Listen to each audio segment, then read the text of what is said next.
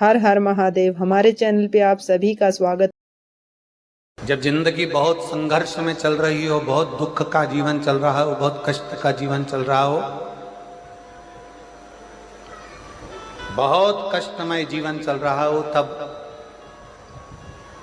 शमी के 5 पत्ते, शमी के 5 पत्ते एक दुर्वा के साथ एक अक्षत चावल का एक दाना, वो भी हल्दी में भिंगोया हुआ हो या केसर में भिंगोया हुआ हो, शमी पत्र 5, एक दुर्वा, एक चावल का दाना, जो दिल से हृदय से बेलपत्री के वृक्ष के नीचे पार्थिव लिंग का निर्माण कर कर मट्टी का शिवलिंग बनाकर प्रदोष काल में, मतलब शाम के समय पर शिवलिंग बनाकर उस पे जल चढ़ाकर, जो ये 5 शमी का पत्र, एक दुर्वा और एक चावल का दाना, अपनी कामना कर कर जो दुख चल रहा है बाबा से विनय कर कर एक एक पत्ता जब समर्पित कर दे, फिर एक दुर्वा समर्पित कर दे, फिर एक चावल का दाना समर्पित कर दे और बाबा का वहीं पर पुनः विसर्जन कर दे, 3 महीना तो जाने दो, 15 दिन के अंदर वो दुख कटता जरूर है, चाहे कोई भी दुख, किसी भी तरह का दुख क्यों नहीं। एक बेलपत्र के वृक्ष की परिक्रमा करने वाले को हजारों अश्वमेघ यज्ञ का फल प्राप्त हो जाता है, हजारों अश्वमेघ यज्ञ का फल प्राप्त हो जाता है। उसी तरह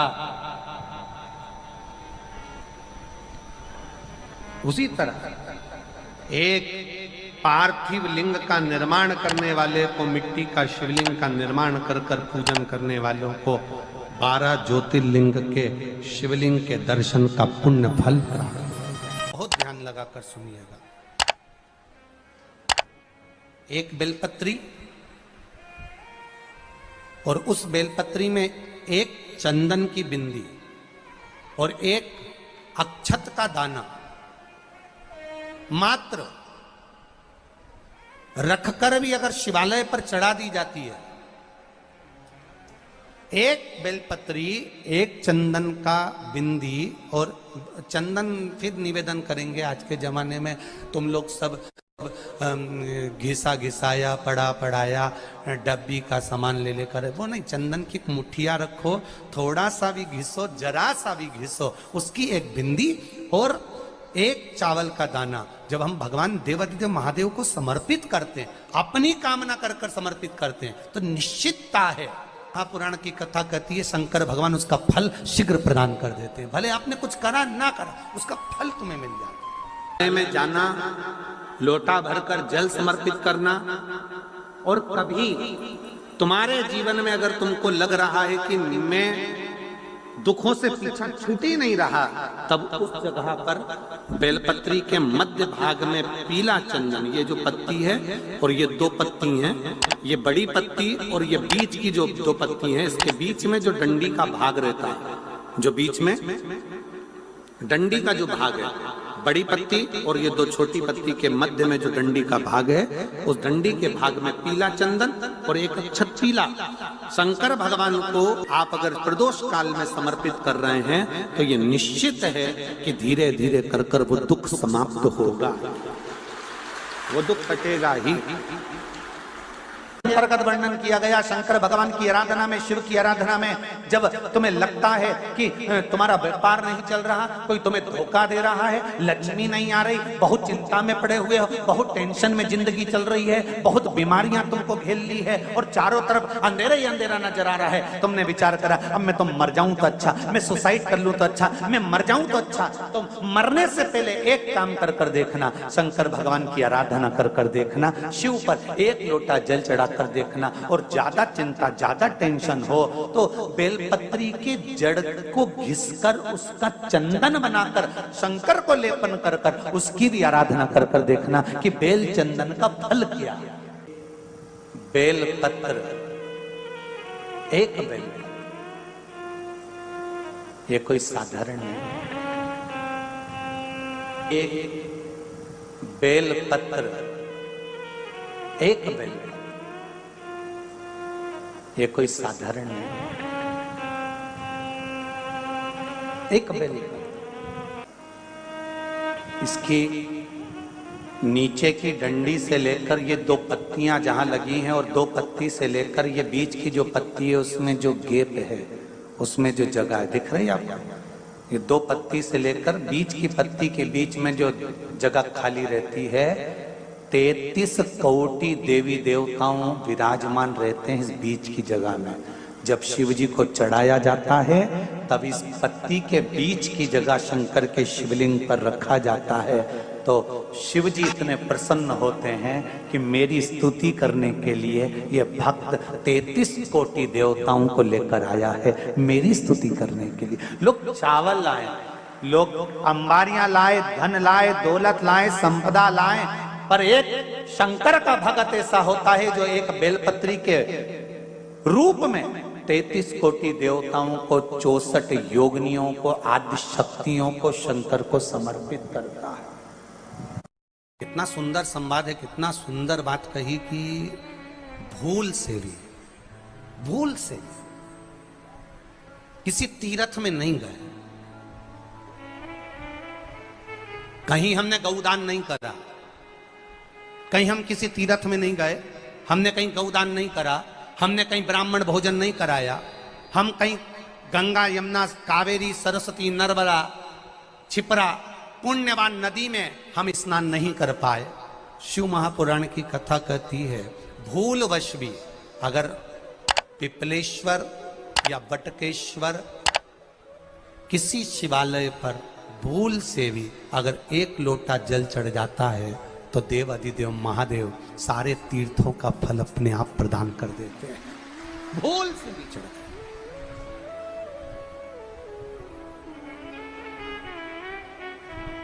एकांतेश्वर महादेव किसी तीर्थ में नहीं गए, कहीं हमने गौदान नहीं करा, कहीं हम किसी तीर्थ में नहीं गए, हमने कहीं गौदान नहीं करा, हमने कहीं ब्राह्मण भोजन नहीं कराया, हम कहीं गंगा यमुना कावेरी सरस्वती नर्मदा छिपरा पुण्यवान नदी में हम स्नान नहीं कर पाए। शिव महापुराण की कथा कहती है भूलवश भी अगर पिपलेश्वर या बटकेश्वर किसी शिवालय पर भूल से भी अगर एक लोटा जल चढ़ जाता है तो देव अधिदेव महादेव सारे तीर्थों का फल अपने आप प्रदान कर देते हैं। भूल से भी चढ़,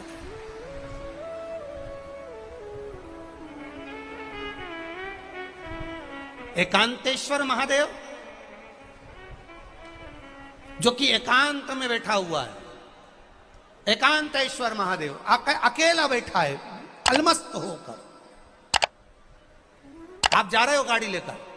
आप 4 व्हीलर गाड़ी में जा रहे हो, ट्रैक्टर में जा रहे हो, ट्राली में बैठकर जा रहे हो, क्रूजर में बैठकर जा रहे हो, 2 व्हीलर गाड़ी में बैठकर जा रहे हो और एकांतेश्वर महादेव का मंदिर दिख गया, कोई एकांत में, भले उसका नाम नहीं मालूम तुमको कि कौन सा महादेव, पर अकेला बैठा है जंगल में, वृक्ष की छांव में, एक ओटले पर, कोई दीवार नहीं, कोई जाली नहीं, कोई गेट नहीं, कुछ भी नहीं। ये शिव मंदिर में जाकर एक लोटा जल समर्पित करती थी और शास्त्र कहता है कि शंकर के मंदिर में अगर एक लोटा जल कोई एक परिवार का व्यक्ति भी समर्पित कर रहा है तो समझ लेना कि वो अपनी 71 पीढ़ी को पार लगा रहा है। वो अकेला नहीं, 71 पीढ़ी को पार लगा रहा है। शिव महापुराण की कथा कहती है जब बच्चा गर्भ में आता है, माता के गर्भ में जब संतान आती है और माता के गर्भ में जब संतान रहती है, उस 9 महीने में स्त्री नारी अगर कहीं शंकर के मंदिर के सामने से निकल जाए या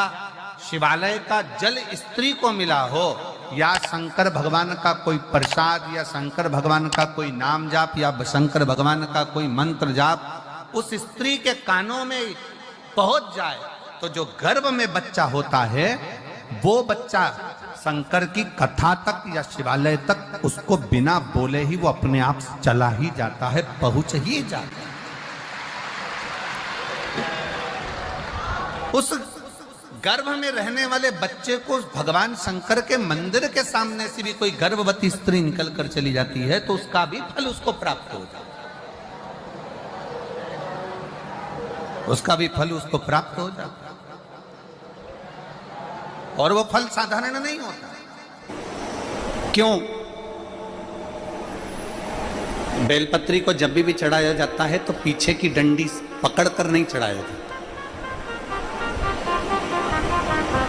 बेलपत्री को चढ़ाने के लिए मध्य भाग को, जैसे यह बेलपत्र होता है तो इसका मध्य की जो डंडी होती है, मध्य भाग होता है बेलपत्री का, तब मध्य भाग को पकड़कर हम भगवान शंकर को बेलपत्र समर्पित करते हैं। कोई भी बेलपत्र ऐसे नहीं चढ़ाता कि डंडी पकड़ के चढ़ा दिया, फिर पीछे की डंडी पकड़ के चढ़ा दिया, फिर पीछे की डंडी पकड़ के चढ़ा दिया, फिर डंडी पकड़ा, फिर चढ़ा दिया ना। मेरे देवादिदेव महादेव को जब भी बेलपत्र चढ़ाया जाता है तो मध्य भाग, पीछे की डंडी पकड़कर नहीं, मध्य भाग से भगवान शंकर को बेलपत्र समर्पित किया जाता है। मध्य भाग से जब भी पकड़ेंगे तो मध्य भाग को पकड़कर बेलपत्र समर्पित करेंगे। क्यों?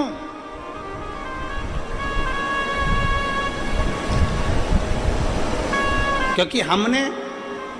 भगवान शिव को मध्य भाग पकड़कर इसलिए समर्पित करा कि ये केवल बेलपत्र का मध्य भाग नहीं है मेरे शंभू, मेरे हृदय के मध्य भाग को मैं आपके चरणों में समर्पित कर रही हूं। मेरा दिल, मेरा हृदय, मेरा चित्त मैं आपको दे रही हूं। मध्य भाग एक विश्वास के साथ दे रही हूं। इतनी सुंदर बात नंदी ने कही है। नंदी ने ये बात जो कही वो वास्तव में बड़ी सुंदर है कि मान लो यदि कोई कार्य तुम्हारा हो नहीं रहा और पूरी दुनिया में तुमने कर कर देख लिया, बहुत प्रयास कर कर देख लिया, तो भी वो कार्य अगर तुम्हारा नहीं होता तो फिर एक काम करो कि शिव की स्तुति करो, शंकर की स्तुति, शंकर का गुणगान, शंकर की भक्ति, शंकर का स्मरण।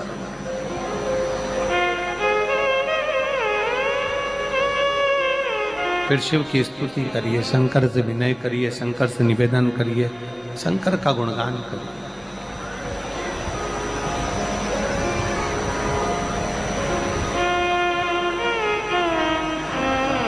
पर भगवान की भक्ति होती कब?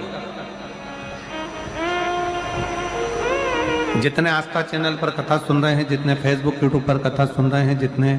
पंडाल में बैठकर शिव भक्त कथा को रसपान कर रहे हैं, उनसे निवेदन करूंगा कि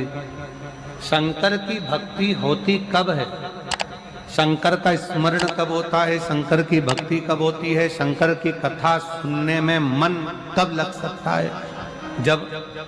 अपने भीतर की अभिमत्ता, अपने भीतर का अहम, अपने भीतर का अहंकार, अपने भीतर की आसक्ति, अपने भीतर का काम, अपने भीतर की तृष्णा जब दूर हो जाए तो समझो कि आप शिव में मन लगा बैठे।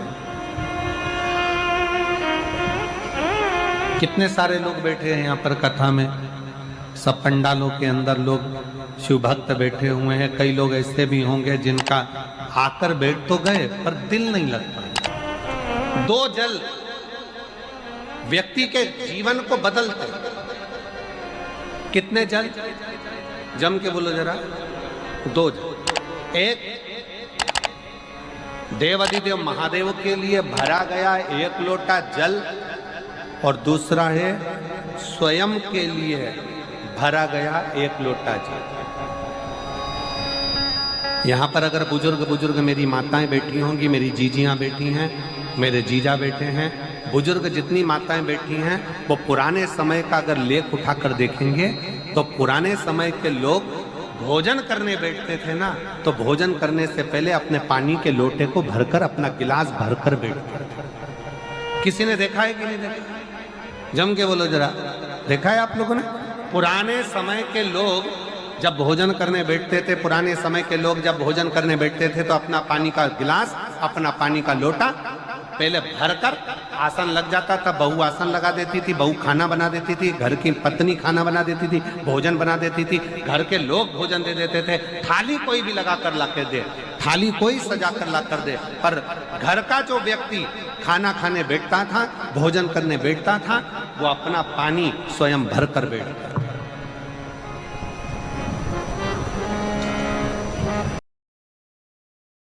हर हर महादेव। हमारे चैनल पे आप सभी का स्वागत।